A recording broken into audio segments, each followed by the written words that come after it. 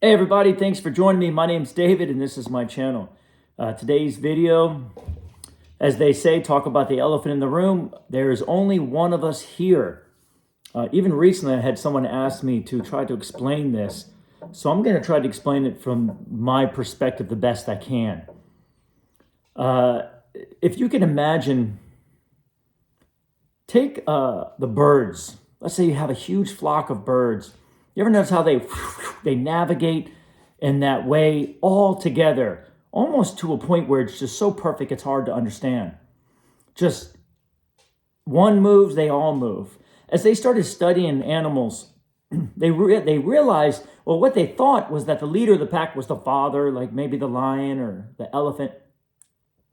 And then when they realized is that that was not true, that there was no real leader, they were all kind of following themselves together.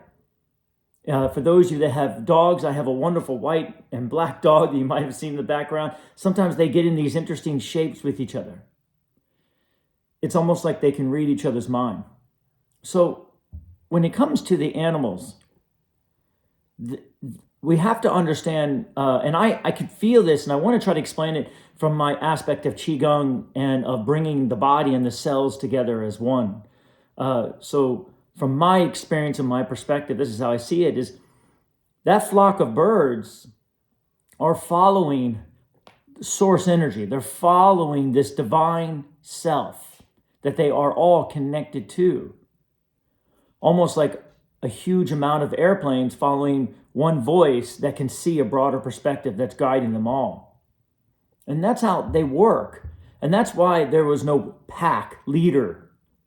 They're all kind of following each other. I mean, you ever see the hummingbirds? I have the birds, and especially the hummingbirds, they are just zipping, phew, super fast, but they never hit anything.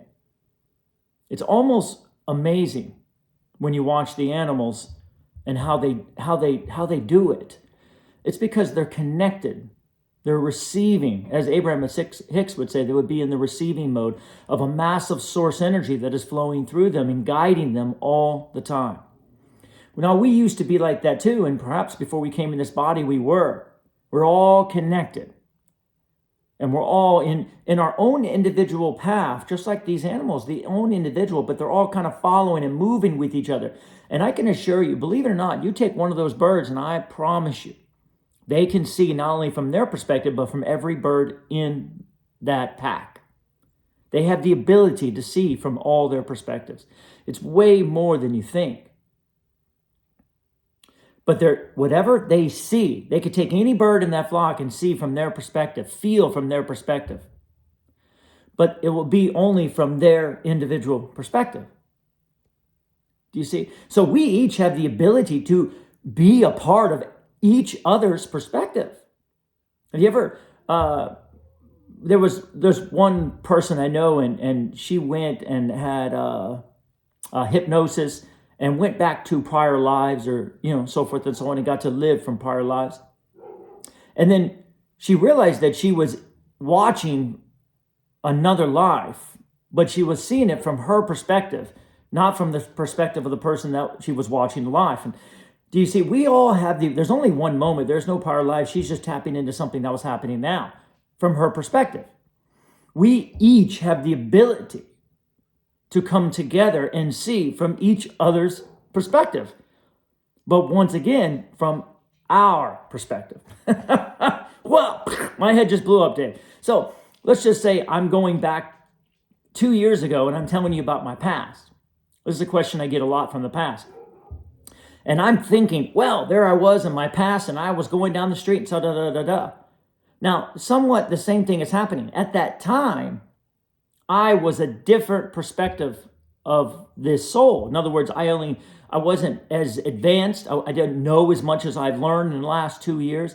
Do you see what I'm saying? So how can I become less than who I am in order to remember that experience? I can't. So therefore, what am I doing? I'm seeing it from my perspective, from where I am now, not where I was. Does that make sense? So therefore, they're never going to match. Therefore, I'm seeing the past not true, at least not as it was. Now, when you get that, then you'll realize it's always changing. You can tell me about last night, but you're going to tell me about it in a different way than when you actually experienced it. It is always, always, always changing. Our perspective, we can go anywhere from anyone and we can see it, but we're going to see it from where we are right now, according to what we have lived, what we have experienced, and what we have become. You see? And it's the same thing with that broader perspective of us. It's becoming more and more and more. There is no such thing as a part of us that is not growing and expanding and becoming more. They say that part God has it all. No, it's growing and expanding and becoming and enjoying. It's an ongoing process forever. And we do have the ability to do it together, all of us. But somewhere along the line, when we came into this body, we shut down that ability. We became the bird that decided to not move with the pack anymore. And when we stopped moving with that pack, we cut off our main tower. We cut off our receiving that's talking to us and telling us and helping us and designing this life with us. Does that make sense? And we became alone. Now, if you want to kill a spirit, which is impossible, the only way you could really do it is by trying to cut it off from its source. Cut it off from its source, that's the closest you'll get to ever death.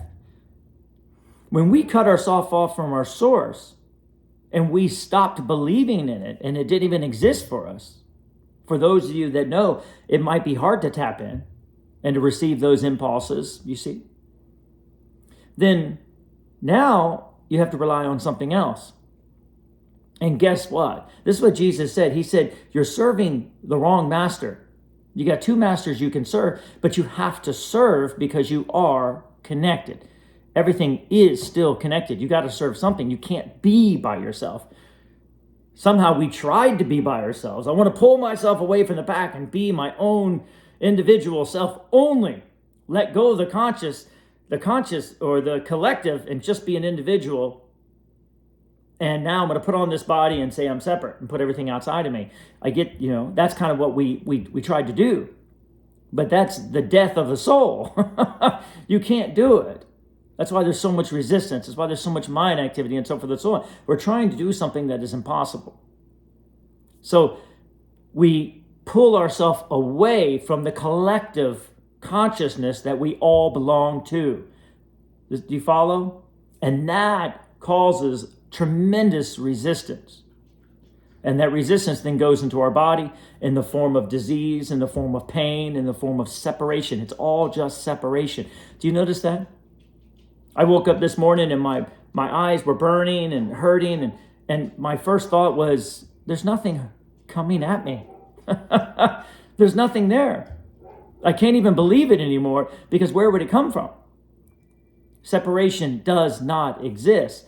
It's an illusion. We can pretend it. That's why they call it a sleep.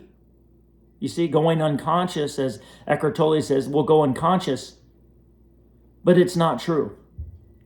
So I just don't believe it. It's like it's not even part of my belief system anymore. It just means that I'm pushing against some part. As I looked close enough in my mind, I recognized that my last dream, I felt like I was pushing against my dream. And I was like, that makes sense. There's the separation. Therefore, now I'm experiencing the separation. And I just let it go. Surrendered to the source, let go for a little bit, and it just went away. There's no enemy. The only enemy is your choice. Your choice. Nobody forced us. It's our choice to try to move away from our central connection of everything. What we call the receiving mode of who we are. The inner being, the God self that is inside of us, that is desperately trying to come through, to lead us, to guide us, and to love us. And as we move away from that part of us, there's going to be ramifications. One, we're no longer going to see from each other's perspective. We're going to have our own perspective, but now we're going to serve the wrong master. And which master do we serve? We're going to serve everybody else. And that's what's happening. People pleasing. You see, I need to get them to appreciate me. They're my command center now. Everybody is my command center. And boy, now you got to please, instead of one central command, one central idea of source, 6 billion people. Woo! And we all know that is aggravating and that is exhausting. Trying to please all those people in your life, all those egos. And we all know it is impossible. You can't do it. It was never meant to be that way, and it cannot be that way. So the more we try to please everybody else out there, the more we start feeling guilty every time we don't. And now that aspect of us coming together from that separate way never ever works, and it causes tremendous resistance. Because the reality is as you look around the world, you have the ability magnetically to connect to every single thing, because that flock is still happening. But as we turn our magnet around and say, I'm going to resist and no longer connect magnetically, and now the other side of the magnet, do you see what I'm saying, which is repel, then you will feel the resistance towards everything. And as you feel the resistance towards everything, yes, it will feel like it's pushing against you. That's what magnets do, right? You turn one way, it feels like it's coming in, and from your perspective, there's something coming to you, and it's beautiful and it's wonderful, and that's love and appreciation. But if you turn your magnet, it will feel like that other part is pushing against you. Even though it hasn't changed at all, you were the one that changed. Does that make sense? This is how you understand what it's like with the mirror as far as things pushing against you. It feels like the pack is now moving against you. But in reality, you turned your magnet and you're the one that's repelling it. Do you see? That's why there's only one of us. As soon as we learn how to turn our magnet back around, the whole world and everything, including what you want, even if it's money, even if it's places, even if it's physical objects, it doesn't matter, because it's all coming from that feeling of love and joy and fun and excitement, which is what your source wants, will come. Because it must. Because everything in your life is on the frequency of love. If you stop for a second right now and you look out at your world, you will see nothing and no one out there that doesn't want your love. Think about it. And you talk to people that have committed crimes, or people that are angry or frustrated or whatever it is, it's always the same thing. They felt unloved, unappreciated, not part of the pack, not realizing they were the one doing it to themselves. When you push against the pack of your life, it will feel like the pack is pushing against you. That's the way it works. That's the way the mirror works. It reverses, and it is very uncomfortable, and we all know what that feels like. If anyone ever had true anxiety, that's what it feels like, where everything is pushing against you. See, I used to have a lot of anxiety, and I learned a lot from it.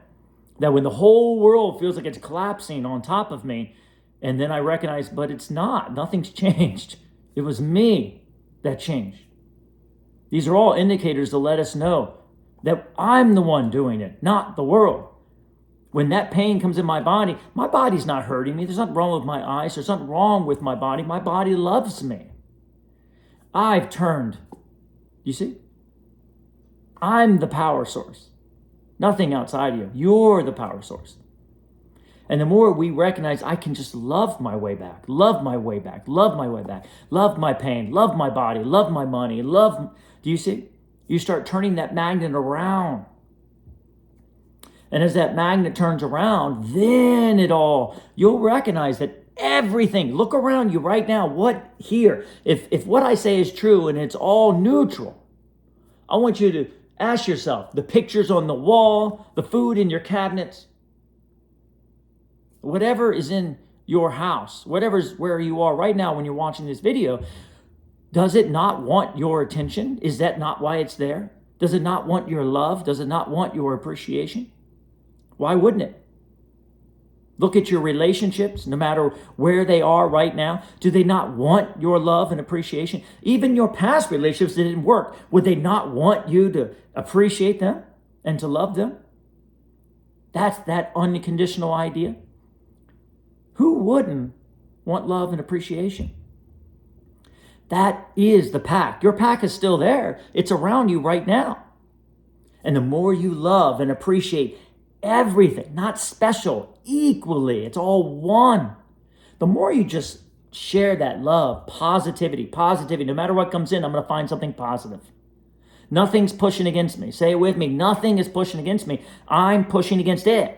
Anything comes to you, automatically reverse it. I'm pushing against it. I'm going to find something positive in this. I'm going to love it. I'm going to appreciate it. I'm going to find some joy. Whatever it is, immediately shift that movement back from you. I'm going to find something to appreciate. I don't care what it is. And you will see it start changing. And that synchronicity start turning on. It's all one. And the more we do it all together, the more we will go back to oneness from where we started. And that will be the new earth for us to be able to be together as one, because we always have the ability to be one.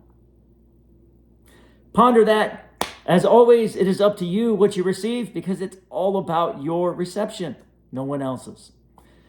If you like this, hit the like button. Otherwise, subscribe. And as always, my unconditional love and appreciation.